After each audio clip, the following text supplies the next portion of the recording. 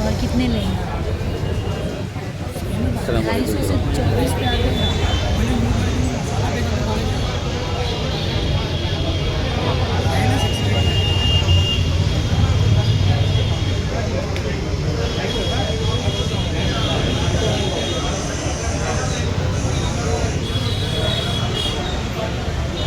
अभी बढ़ेंगे, देखो अभी बढ़ेंगे।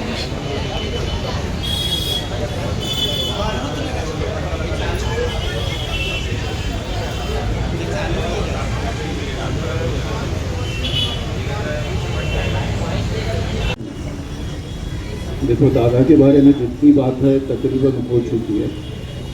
मैं इतना बोलना चाहूँगा कि हम लोग मोरेश्वर भाई, जफर भाई, नेहा मैडम और जितने भी मुमताज शाह वगैरह जितने भी लोग हैं दादा से मिलने सुबह गए थे। तो बात रखने के बाद दादा ने बोला था कि मैंने बोला था मुमरा के लिए कि 3000 करोड़ रुपया दूंगा। तो बोले यकीन मानना, अगर नजीब भाई को छूट के देते तो 6000 करोड़ रुपया देता, लेकिन तुम लोग मायूस मत होना, मुमरा के लिए मैं कुछ ना कुछ करूंगा।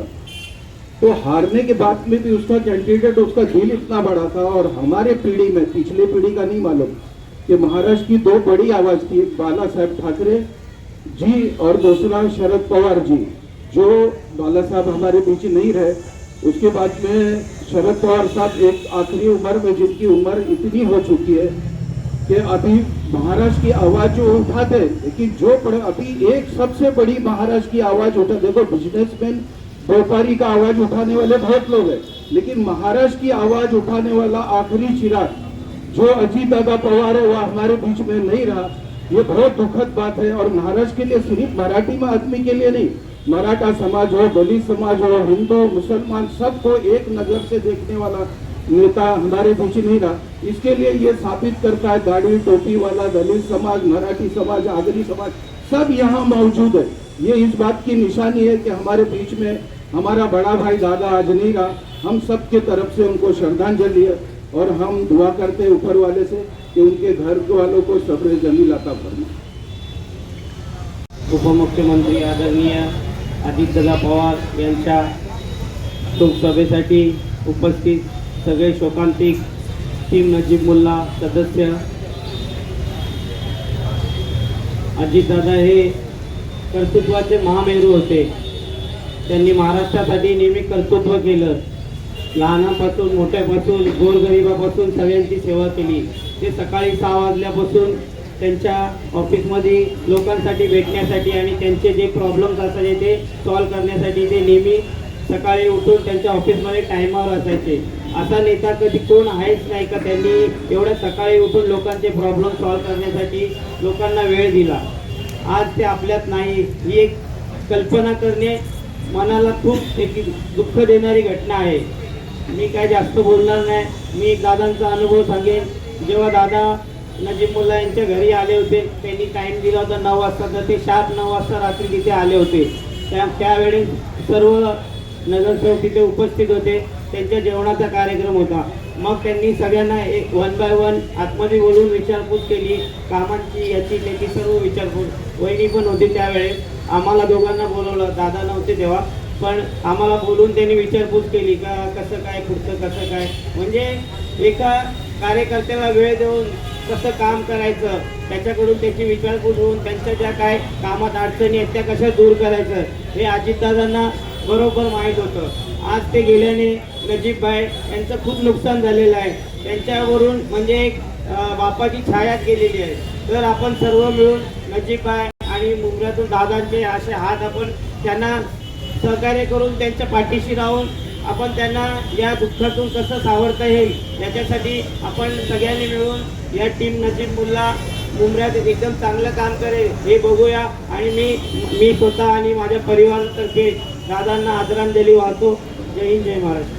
अस्सलाम वालेकुम, नमस्कार, जय भीम। दादा के लिए बोलने के लिए बहुत छोटी मुझे लगता है, लेकिन मैं सभी को यही बोलूँगी, सभी ने अब तक जो भी दादा के बारे में कहा है वो एक सीखने वाली बातें हैं। और दादा ने यही जो हम सोशल मीडिया पे भी वीडियो देख रहे हैं, उनका एक ही संदेश लगता है वो हमारे लिए छोड़ के गए हैं, सलाह कामाला लगा, चलिए काम पे लगिए।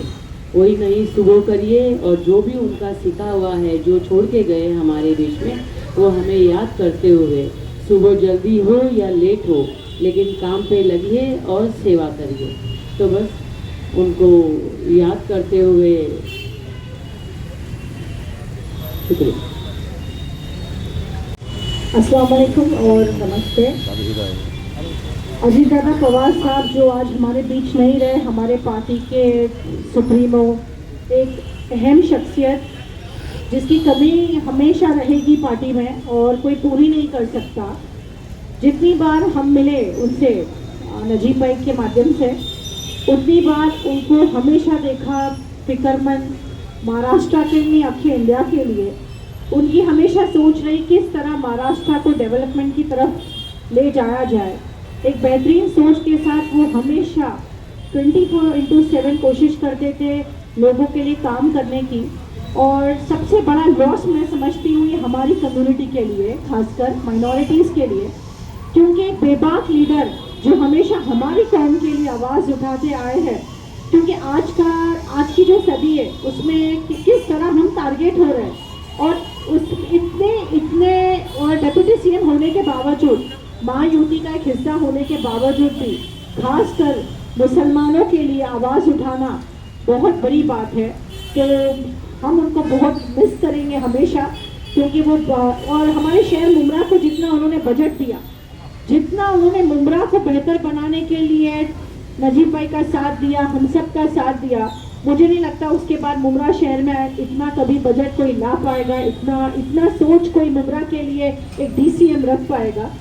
हम दादा हमेशा हमारे बीच नहीं है, लेकिन उनकी यादें और उनकी विचारधारा के साथ हम सब लोग जो यहाँ बैठे हैं, हमें कोशिश करनी है कि पार्टी को उनकी विचारधारा उसी सेकुलरिज्म के माध्यम से हमें आगे लेके चलना है। क्योंकि उनकी विचारधारा पे ये पार्टी चलेगी तो बहुत आगे तक जाएगी। और भावपूर्ण श्रद्धांजलि आज उनके लिए बाबा साहब आम्बेडकर चौक पे रखी गई है, और उनकी फैमिली के साथ हमारा एक कंडोलेंस है, था और रहेगा। Thank you. नमस्कार, जय महाराष्ट्र, जय भीम। आज परम पूज्य डॉक्टर बाबासाहेब आंबेडकर यांच्या प्रतिमेला अभिवादन करून आज चौकामध्ये जी परमपूज्य डॉक्टर हमारे जो आदरणीय दादा थे, उनकी जो श्रद्धांजलि सभा रखी गई है, उसके लिए यहाँ पर उपस्थित सभी हमारे जो पार्टी के सभी सदस्य और टीम नजीब मुल्ला, सभी यहाँ पर उपस्थित जिन्होंने इस सभा का आयोजन किया गया, वो सब हमारे साथी। जब ऐसा कुर्सी पे बैठे रहते तो ऐसा लगता है क्या बोलूँ, ये बोलूँगा वो बोलूँगा। जब यहाँ पर बोलने को आते हैं तो कुछ बोल नहीं पाते हैं। आज हमारे महाराष्ट्र के उप मुख्यमंत्री आदरणीय स्वर्गीय अजीत दादा पवार आज हमारे में नहीं है, ये बात किसी को भी हजम नहीं हो रही। क्योंकि क्या है कि अजीत दादा जो थे वो अपने कामों से लोगों में प्रसिद्ध थे। आप इस बात को मैं बहुत बात करूंगा। उनको फोन किया था कि तो उन्होंने तुरंत बोला वो केनी आया है, उनको बुला लो। मैं उनको कार्ड दिया और उनको जब कार्ड देते टाइम दादा तुम्ही या लग्नाला खूप बरं वाटेल तुम्ही आलात तर, तो बोले केनीजी मी नक्की येईन लग्नाला, जर अधिवेशन संपलं तर मी नक्की लग्नाला येईन असे मला बोलले होते। पण त्यानंतरही त्यांनी जेव्हा इथे आपल्या नजीब भाई की जो यहाँ पर सभा रखी गई थी, उस वक्त भी मैंने उनको बात किया था, दादा तुम्ही लग्न आले नाही, तर त्यांनी सांगितलं की हो नाही येऊ शकलो। मुझे वो उनका बोलने का ऐसा था कि मुझे माफ़ करना, लेकिन मैंने कहा दादा कुछ बात नहीं, हरकत नहीं है, कुछ भी प्रॉब्लम नहीं है, नहीं आए तो, लेकिन ध्यान रखना नजीब भाई का ऐसा। आपको एक बात बताना चाहता हूँ कि जब दिघे साहब 2001 में जब उनका देहांत हुआ था, तो वो जब यहाँ पर मुमरा में उनके लिए भी ऐसी बड़ी शोक सभा रखी गई थी। बहुत दिग्गज लोग आए थे शोक सभा में, एसीबी, डीसीबी और सब आमदार खासदार, ऐसे बहुत सारे लोग यहाँ पर मुमरा में शंकर मंदिर प्रांगण में वो शोक सभा रखी गई थी। तो उस वक्त हम लोग नगर सेवक थे ही, हम लोग सब नीचे बैठे थे और एक ऐसा छोटा सा स्टेज बनाया था, उसमें स्टेज पे